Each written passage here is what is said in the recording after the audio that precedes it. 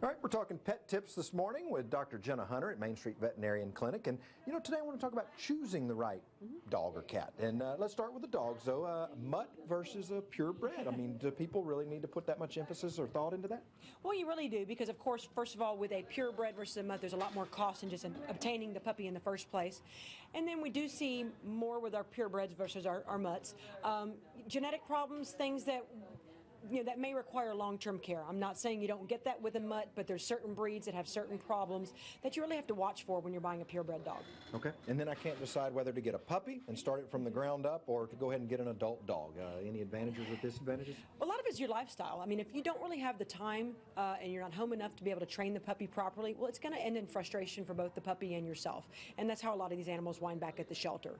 Of course, a young adult dog is going to at least be through a lot of that chewing phase. Now, not always. I won't say it's a guarantee. But you're past a lot of that point, and so those guys tend to already even be potentially potty trained, or something happened that got them at a shelter or where they were at. So the puppies do take a lot more time to get them started, but then they're perfect once you get there.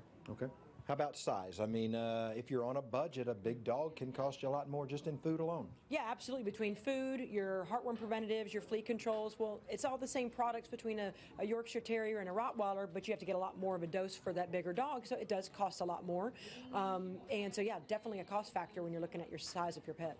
Okay. Hey, you've been doing stem cell therapy on some dogs, and you've done now 4, I think? Yes, we have. And it's been about a month. Are you seeing some results from that yet? Yeah, absolutely. The first one we did a few weeks ago. That dog is now actually, I believe, off of pain medication. The last I heard is running around and playing with the housemates and just doing things that they haven't seen the dog do, in years. The other 3 we just did last week, so kind of too soon to tell, although the one cat that we did on Friday, the owner did report to us this morning that it's already actually getting around a whole lot better than it was. She's seeing improvement there.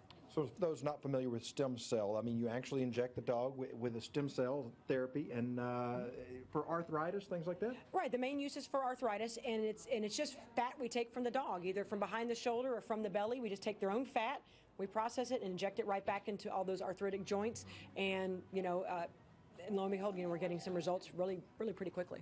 There you go. Good stuff. Dr. Jenna Hunter, Main Street Veterinarian Clinic. Thanks for sponsoring this segment. And now we'll go check on our pet of the week. The animal shelter in Lumberton still has a variety to choose from with 7 dogs in holding. If you'd like to give one of these pups a home, just call 755-2650 and ask for animal control.